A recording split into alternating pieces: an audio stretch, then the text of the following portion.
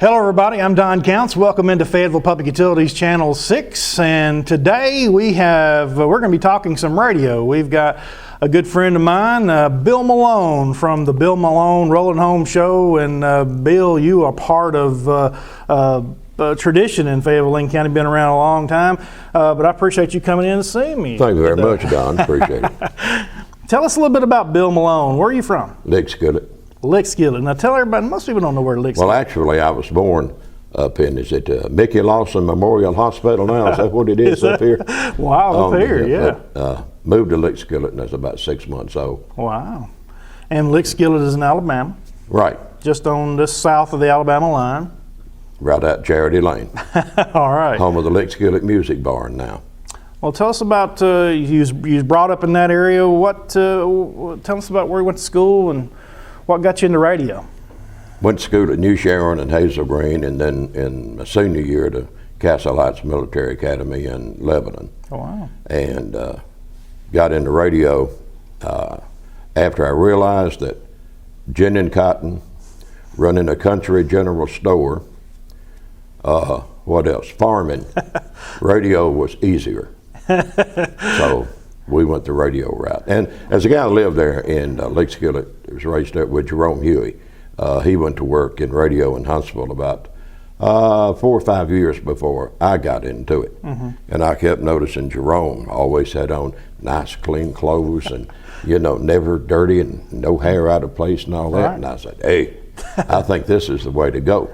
It's still hard work though. People might think that it's not, but it's pretty hard. Yeah, it's pretty hard. You know that. Oh yeah. You've been there. Tell us a little bit about what's your first radio gig. First radio gig was at WBHP in Huntsville. Wow. And started out real good. Started out 75 cents an hour.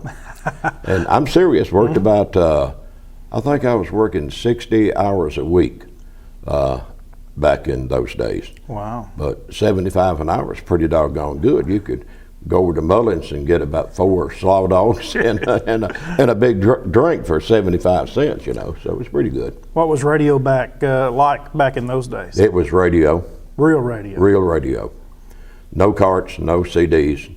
When I started there, it was no 45s, everything on 78s. Oh. And you drop a 78, goodbye, that's it. Because it was very... No, acetate, whatever they were made out of, mm-hmm. And like I say, all the commercials done live. Mm-hmm. You can imagine what one sounded like with me at about 16 years old. Like what, Squeaky Fromm, is that chick's name?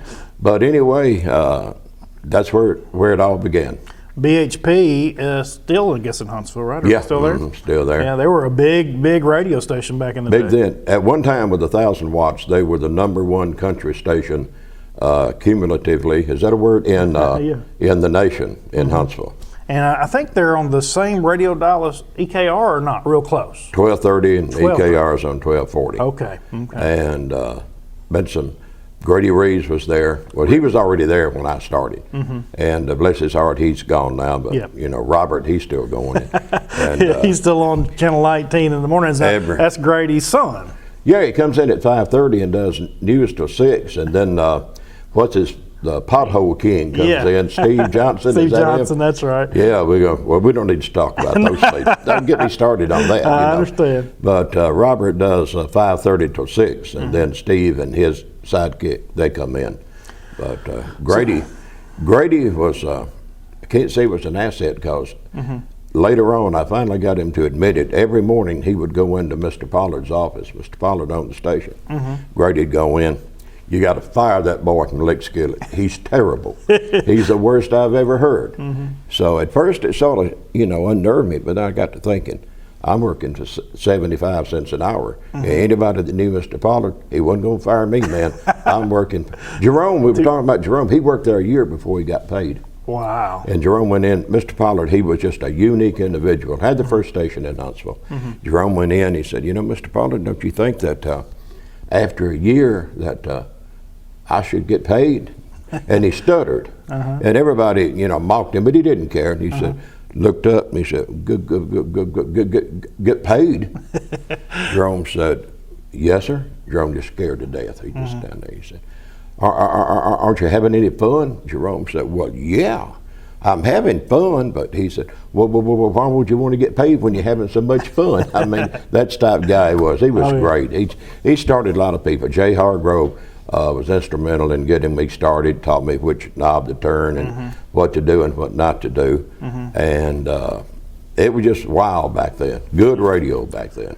In those days, you know, you probably had artists wanting you to play their record and trying to talk to you about playing the record. Yeah, every once in a while. Before I left there and went over to Way, Mr. Smith bought Way. HBS changed it to Way, and it was top 40 rock and roll. That's what I really wanted to do. In fact, I was almost doing that on BHP. But every once in a while, you'd get a call, and Record World was the big magazine back then for country. And every once in a while, you know, I mean, am I supposed to say this? But you'd go out and, in the wintertime especially, and getting your car. Oh, man, what in the world is that? And there'd be this bottle in your front seat with a little note on it, like I got one, I think, from Webb Pierce one time. Wow. Hey, you want to chart my record? Yeah, well, we'll chart it. But that happened even in the Huntsville market back then. Sure. You know, you've been around a long time, and all that payola stuff that came along, and all this kind of stuff. Yeah. Sometimes I get accused of that even now.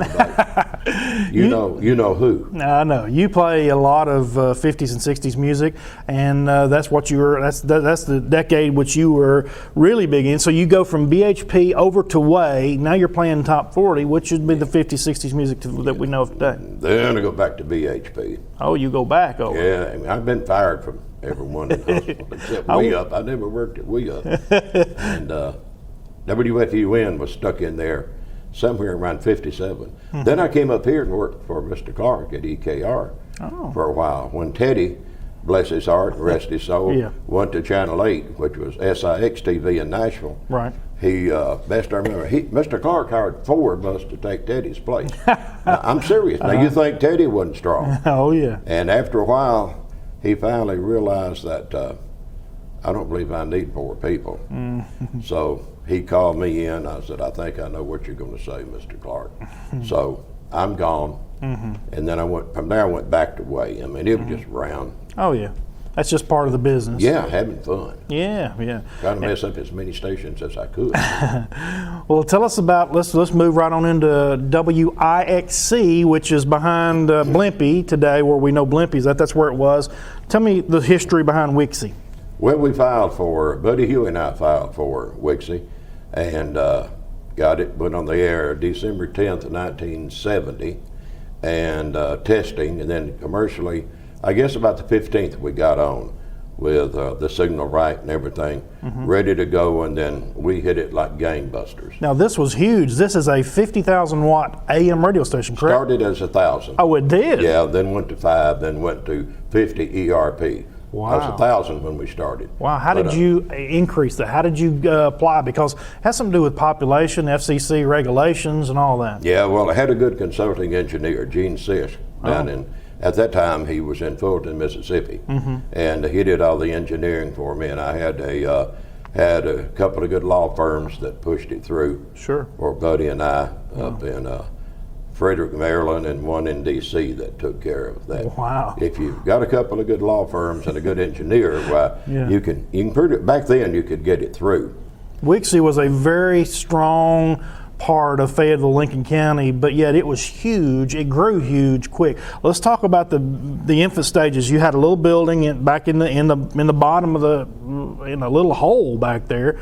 And if anybody knows anything about radio, it's a moist area, so the signal would really get out. Yeah, the ground conductivity was just phenomenal out there. Yeah. And they said probably back in ancient days that Elk River flooded, it was all underwater, and that with all the, I guess, fish and the fish, the river, the water life is conducive to good ground conductivity. Am I looking at you too much? Either way, so okay. You do either way. And we got that thing built and got it on the air, and of course, might have violated a few rules. I can't imagine you might would have do run that. a little more than 1,000, and might have run a little more than 100% modulation, because back then, we really didn't care, and I didn't have anybody, turn the noise down, gonna get fired.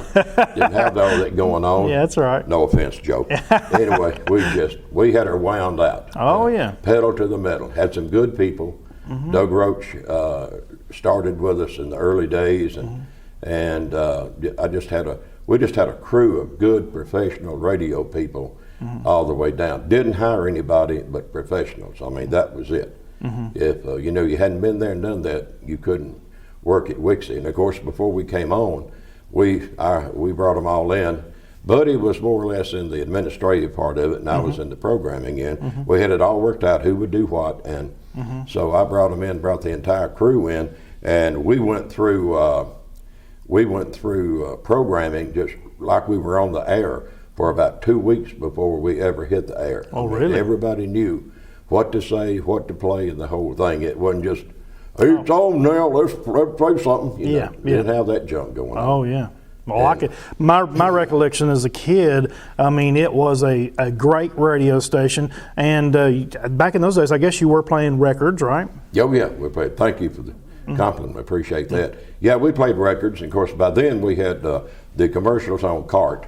And we played all the commercials off of CART, which is like an 8-track tape to those who are not really familiar with it. Sure. And I still play off CART today. Sure. And they sound great. And thank you. Yeah. And of course, most of the programming where I'm doing my gig now at WYTM, got a computer and a lot of those. And the computer sounds good, but the computer that Joe has just isn't fast enough for me. Oh, yeah. I mean, they just dead. There's like a half a second or a second. Right. I can't stand that. No, it's got what we call it. We call it ducktail. You know where I'm coming from. No dead air. Don't want dead air. No dead air. Back in the day of WIXC, I remember, and I know you're going to remember much more than me, but y'all did remote broadcast from. I remember Big K. Y'all did remote broadcast where you was actually playing the record from the location, right, and talking right there. And you don't see that much anymore. We did that. We moved the entire operation to the remote site. We moved the cart machines and the carts, and had a little console with 2 turntables. We moved everything because when people came to remotes, they wanted to see how it was done. So we set up on a table with everything just like we were out in the control room. And I'm not saying it fascinated people because I wouldn't use that terminology, but it was interesting to a lot of people to see how we did it. And then I had a guy hired Dana Harmon, who was a real professional, and Dana had been at BHP. Well, we had the Marty system, and Dana went out. He didn't want to carry the equipment. He didn't want to move it. Dana didn't want to work real hard, so he would go out with a microphone in the Marty, which is a remote transmitter, back to the station. And we'd have Lynn Yancey or somebody. Sometimes I did it, had to do it, and did everything back then. So I told Dana, this ain't gonna work. Right. People walk in, they don't understand. Yeah, they don't understand. But we thought there was more to it than this, Yeah. And actually, folks, that's the way they're doing them today, which is not real impressive. If you want to impress somebody and get them to see what you're doing, because the actual what you do every day at the radio station is pretty impressive. Most of them that do remotes now, there's the whole thing right there. Off of a cell phone. On a cell phone. Hey, we're out here at so-and-so, Yeah. And to me, that's just not, I've done some that way. Oh, I know. Yeah, I have to. It's just not, it just isn't radio and what's happening. Well, looking at a building that's not even there, the old WIXC building was a very high-end building back in the day. Because if I'm not mistaken, y'all were 1 floor, then you went to 2. Explain that story. Actually, it was a 235 house. Buddy and I, we got a guy, John Gann in Huntsville, built a 235 house, and we sort of modified it, and where the control room would be, and then we got the big flood came, 73, 74. Right. And remarkably, it was up about 46 inches in the building, and we only lost one little old low-end, low-dollar tape recorder. Wow. Is all we lost. Everything, we got everything set up. There's a bunch of guys here in town that helped us. We turned the transmitter over, set it up against the ceiling, because it was 1,000 watt then. Sure. And no water got in the transmitter or any of the equipment. and thanks to the good Lord, we got in some guys that helped us. You remember that flood when it came down? A little bit. It was bad, It buddy, was let bad. me tell you. Yeah, that water was coming down Norris Creek, and we had a boat, and I think William Barnes, he was the navigator. That's what you do with the boat. Yeah. And we would get on that thing over there at the bridge and start toward the station, and that water was so swift. Oh, man. Man, we were just barely moving. And that boat was, and I'm thinking, if this boy quits, they won't see us till we go through Biloxi. It ain't gonna stop, man. I'm telling you. But we managed to make it and got everything back when. Now, is that the point you actually built a second? Yeah, when we went to 5 kilowatt, the transmitter was 2 compartments, a lot bigger, and I knew then if it ever floods again, ain't gonna be no saving it. So we built a second story on the south end of it and moved the control room up in the upstairs and the transmitter upstairs, and got everything like, if the water gets us here, goodbye Fayetteville. Oh, yeah. It'll all be over then. That's right. Yeah. Like almost like a tsunami, but it never did. So we got one more flood that came up, and it got within about 1 inch. You could see it in the registers, but it never got up in the flow. It came to about 1 inch, and then that was it. Wow. I guess the good Lord was smiling. Yeah. On us. Sometimes I wonder why, but anyway. Well, let's talk about programming. Not only did you do just it's old real radio, you had news, which was big time, and then most people don't see that behind the scenes that you're dealing with today, and lots of sales. Right, we had lots of sales, and everybody pretty well double what we call combo. You know what that is? You work a shift on the air, then you hit the street, and then you sell. And I sort of had a rule that you better sell enough to cover your base salary, or Sure. goodbye. Yeah. I mean, everybody paid their way. Yeah. And the way we had it set up then, and sales were good, and the news department. I had a good news guy, and Doug started doing news. Doug Roach, covering news, selling, and working the air. Oh. I pretty well tried to work him to death, but I didn't make it. He's still kicking, I think. But anyway, then I had Jim Dalton. He worked at Channel 31 for a while. Then he came up, and he did news for us. We did a lot of investigative reporting. You did, and some serious controversy back in the. We had a lot of controversy. In fact, this one guy here, won't call it his name, but he flew to Washington and went into the FCC and went into Mr. William B. Ray's office, who was the head of the Complaints and Compliance Division, and he was up there and he was telling what, and so I said, well, maybe I need to go up and talk to Mr. Ray. So we went up and talked to him, and I don't know whether the fellow, I wish I could have taped Mr. Ray. He said, Bill, you're doing what we like for radio stations to do. You started going about it in an unorthodox manner, but let me tell you how to do it. So he told me how to do it, and basically, you keep doing it and tell them to. Yeah. So that's what. Wow, that's very good. You know, it's real ironic. I'll tell this story real quick. Jerome Huey went with me up there because I did fly from Fort Jackson to Fort Hood, Texas, but we flew up and we went in and sat in Mr. Ray's office. I mean, this guy could push the button on any station he wanted to push it on. Wow. And we're sitting there, I'm talking to him, and he keeps looking at Jerome. And at that time, Jerome had gone to Bay Springs, Mississippi, and built a station down in Bay Springs. And Mr. Ray was talking to me, but he kept looking at Jerome. And I'm thinking, why is he looking at Jerome? Jerome's sitting over there, you know. So he finally says, where are you from, sir? Jerome says, well, I'm from Jerome had this, he worked for WTAR in Norfolk at one time, and big station, pretty big for old boy from Lickskillet, you know. Yeah. So Jerome says, well, I'm from Bay Springs, Mississippi. He said, I thought that's where you were from. In fact, I saw you a couple of weeks ago. And by that time, I'm saying, what is going on here? He said, you go to Bay Springs Baptist Church, don't you? And I'm completely, at that point, Jerome said, well, as a matter of fact, I do. He said, yeah, and you were singing in the choir, weren't you? Wow. And I keep sitting there, what is this? And this is the FCC man. Yeah, William B. Ray. And he said, my sister-in-law and brother-in-law live in Bay Springs. Wow.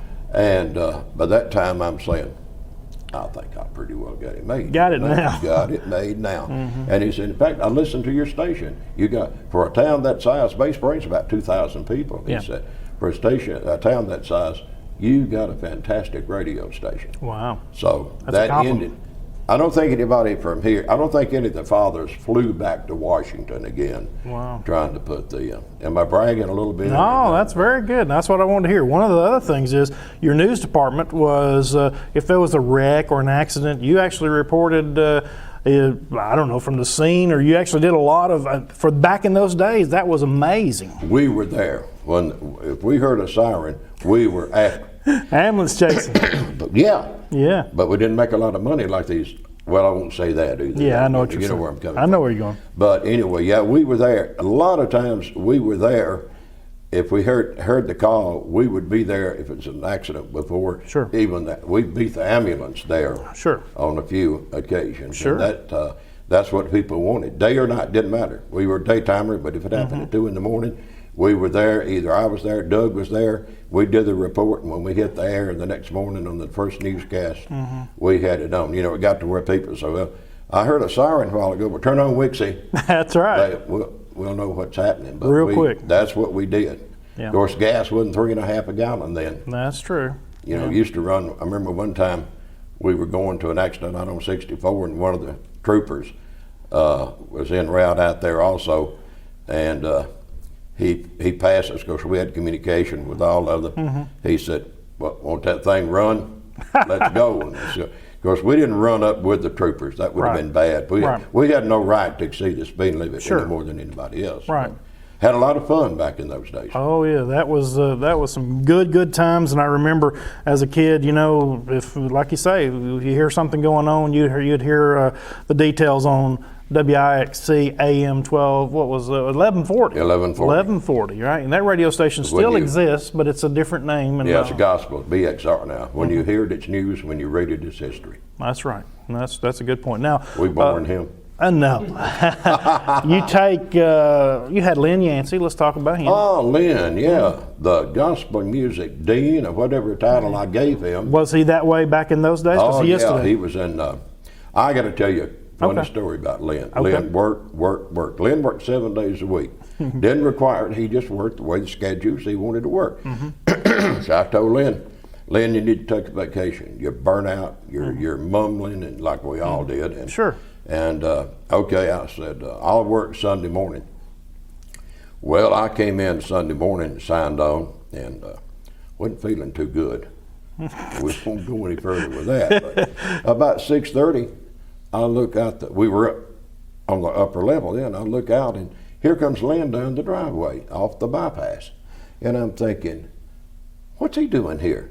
He cuts out. He's going to die when he gets out of the car, as his Nashville, Tennessean, comes up, sits down in the chair over there in the control room.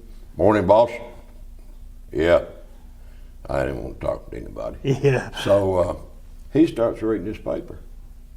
And I'm thinking, he hadn't had a vacation. I don't know, at that time, maybe 2 or 3 years. He worked 52 weeks a year. I said, Lynn, why are you up here? I don't have anything else to do. I said, well, I'm going to give you something. If you're not out of here in 2 minutes, you're going to have something to do because I'm out of here. Okay? He grabs his paper and he's gone. I didn't see him for the rest of the week, but Lynn is a good one. He is a number one. Loves gospel. And I don't know of anybody that knows more in this part of the country than about Southern gospel than Lynn. Gospel music people know that too, and that's why he gets to play. They send him music. Oh yeah, he's in the know of that whole thing, just almost like it was in your 50s and 60s, where people really wanted you to play their record. And he has a show now on Sunday nights. Sunday night he's doing Lynn's Gospel Gems, I think is what he calls it. Tremendous listening audience on Sunday night. Oh, yeah, it's a great that show. opportunity. I know when I worked up there on Sunday nights, I knew there was an opportunity for something on Sunday nights, but I really never was sure what it was, but I think they found it, and I think that's good. Now, let's talk about the Bill Malone show. The Bill Malone Rolling Home show, let's talk about where you got the name Rolling Home. Was you afternoon drive time at WIXC? Well, I did afternoon drive at BHP. BHP. And off and on that way, Mr. Smith, he moved the shifts around, and for whatever reason, but most of all, it was at BHP. And I didn't originate it. Hudley Crockett originated Rolling Home. And before I got into it, Hudley was working at WHBS, that later became Way, and Hudley used that. Then Hudley was from Tennessee. He came back up here and ran for office. He started dabbling in politics, and I'm sure some of the people around here, will remember that. I think Hudley's still living, but Hudley was just, to me, he was it on the radio. He had a style, and I tried to copy Hudley. And I used, after he got out and went back, then I started using Rolling Home. And I was trying to be Hudley. And then I forgot who came in the control room one day and said, got some advice for you, Malone. I said, yeah, he said, whoever it was, I can't remember. He said, quit trying to be Hudley Crockett and be yourself. I said, okay. And that was the last time I tried to mimic Hudley or sound or use his mannerisms like he did. But he was sort of like Coyote. Coyote passed away, couple of days ago, but notice that yodel there. Not some cigarettes. Had to quit smoking. Had to quit smoking. Out of the control room. Well, one thing I'm gonna be right now, aren't I? You are. Yeah, when you're looking at back in the days of the 50s and 60s radio, and even today, really, but you've got the voice. And back in the day at WIXC, if people remember, y'all would make your voice even better with echo, a little reverb. And that was sound like y'all were just gigantic, Yeah, and sometimes Saturday afternoon I had a lot of fun with it. Oh. With that reverb, Crank it on. I had it right on the console, man. I could crank it up and crank it down. And I told them, if I'm not around and I'm gone to someplace, and there's a yokel again, and the reverb goes out, sign off. If we don't have the reverb, we're off there. Just let it go. Yep. But a lot of stations used reverb back then. I put one on BHP one time, slipped in there one night real late and wired one in. And the next morning, I was working Sunday mornings then some, and people started, preachers were on, in fact, David Sane was on, David's here now. Sure. And David would do that. Oh, yeah. David had a great voice. They started calling up, wanting to know, when did y'all go stereo? They thought we'd gone stereo, but it was only that reverb. I'd have one on this one up here now. Well, let's talk about... I'd have one on this one up here now. I know you would. I know you would. Well, let's talk about your show today. It's on from 3 to 6, and basically you go out and you sell your show. Right. And so that's a good thing. You still basically carrying on the tradition of what you've been doing for years. Right. I got this. Slim Lay did this in Huntsville, and at BHP when Way. HBS sold to Way, then there wasn't a place for Slim show on top 40 fast-paced radio, so he came over to BHP, and that's what Slim did there. And I do basically what Slim did as far as revenue is concerned. Sure. I could never be Slim Lay on that. There'd never be another Slim Lay. Right. I mean, he would just, and people still remember Slim from around here. And his boy lives down in Florida, and I do some talking with him back and forth on the computer some. But Slim was just, he was unique. He's the only guy I've ever heard on the air, and people will tell you this, the people had rather hear him talk than hear the music. That is a fact. He'd play about 4 songs an hour, and had all these accounts, and he did them live. He didn't record them. He had a big old book. He just turned room. Wow. Turn one and he'd do about 5 or 6, and play a song, do about 5 or 6 more. But Slim was just he's the best I've ever heard. Let's talk about one thing. I'm going to go back to WIXC just for a second. When WIXC went on, you were not only in the Fayetteville market as it got bigger. You not only hit the Huntsville market, you hit markets everywhere. Right. How did that, tell people, most people don't realize how, I mean, it would go, I guess, as far as Atlanta, Birmingham. I'm just saying. Tell everybody about how strong WIXC was. Well, we were real strong at 1,000 watts we were covering, especially late in the afternoon when Skywaves started coming in. And then we went to 5, and we were really strong then over in Rome, Georgia, and back with some listeners on a daily basis in Rome, and some quick stop stores they kept us on, like they do up at, with my show now up at Swanee Market, right. Up there on the mountain. And then we went to 50 ERP, and that's when it really, that was south, of course. Then the afternoon you could drive up and down the beach and Gulf Shores and listen to us just like you were sitting in Fayetteville. Which that was all good for that ego, but I never did have any clients on from Gulf Shores. They got thinking about that. Yeah. But it was, just go as far as you can. It was my philosophy. Sure. And that's what we did. Wow. Might not have been the best thing. I understand. But at that time it was good. People come in, man, I was down to Gulf Shores and listening to you like I was in Fayetteville. Good, man, I appreciate that. Didn't put any money in your pocket though, did it? No, didn't put a bit in the First National Bank up here, not a bit. Yeah. Well, all right. Well, let's talk about your show in the afternoon. Your show basically still playing. You play a little bit of everything today. Yeah, pretty much. Don't play any rap. Don't play no hip hop. Okay. But you play country and you still play 50s. Old rock and roll. And then we got to have a segment at the end of the show called Do Good Songs that Howard Bentley sponsors. And we usually get in 3, possibly 4 gospel songs at the end, between 5:45 and 6. I just feel like that. I feel like we need to do it. And a lot of people like it. But we play the old rock and roll, Carl Perkins, Jerry Lee, Elvis, and then slip over a little R&B. Like every once in a while, slide Little Richard in. He could be listening up in Lynchburg. He could be. He lives up there. So we play a Little Richard and a little Delbert McClinton. Oh man, we're heavy on Delbert.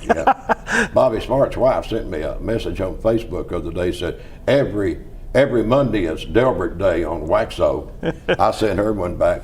Every day is Delbert Day on the Rolling Home Show. So there you go. You know Bobby, don't you? I do. Big Bobby. Yeah, Big Bobby. They call him Bob now. Oh, they do. But we're not here to talk about Bobby. I don't even think he likes me anymore. And you also have a little NASCAR show that comes on. Yeah, in the afternoon we do 2 little NASCAR shows at 4:50. NASCAR Today and NASCAR Midday, which a lot of people like now.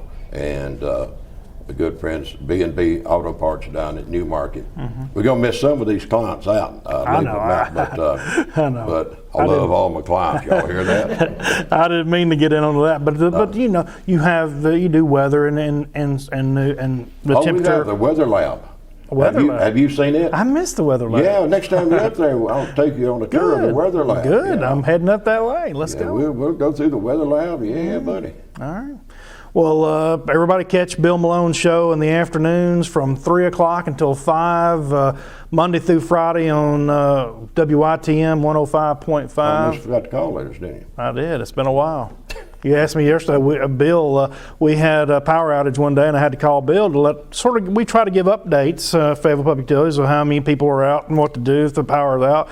And Bill asked me which button to turn, but you figured it out. One thing about this business, as long as you've been in, you sort of not only knew how the console worked, you knew how the inside worked because that's part of the deal back in the day. Oh yeah, I did a lot of the own troubleshooting and all that. And then if it got, like if it got into Ohm's Law, I had to call Don Roden. Don came up, which he was up here yesterday. Yeah. We had a little problem and he was up here working, and Don, he's chief engineer at Channel 31. Is he? He's really good.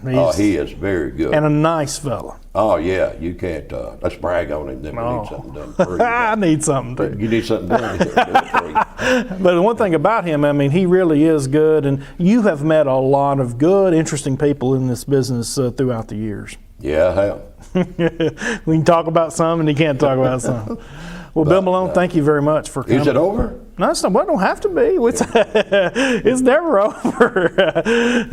I thought, no, I can't say that. What can you say? I can't say that. That's why it's about over then.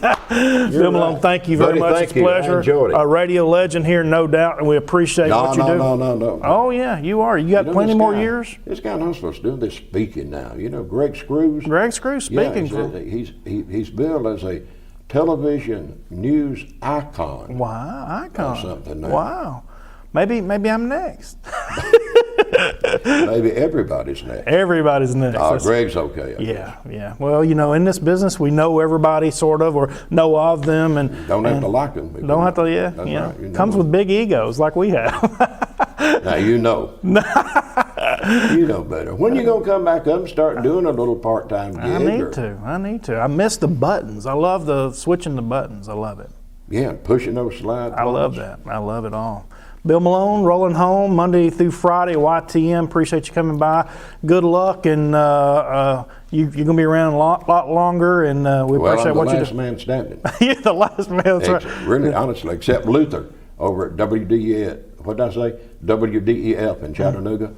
Luther's still doing mornings on DEF. He's been there. This is his 70th year, I think, on the air. Wow. And then he does a little blurb on Channel 12, public service stuff on 12. Sure. And Luther is still going. Sure. But outside of Luther, I guess. Of course, he's on the east side of the mountain. Doesn't count over there, does it? I mean, if you're over here, You're the man then, over here. Last man standing. Me and the killer. That's right. Well, we wish you luck and appreciate you coming by talking to us, and love hearing the old WIXC stories, because I think a lot of younger people don't realize how big WIXC radio was in Fayetteville, Lincoln County, and you are the man that made it happen, and we appreciate Thank that. you very much. I appreciate that, Don. Appreciate y'all watching here on Fayetteville Public Utilities Channel 6, and we'll talk to you next time.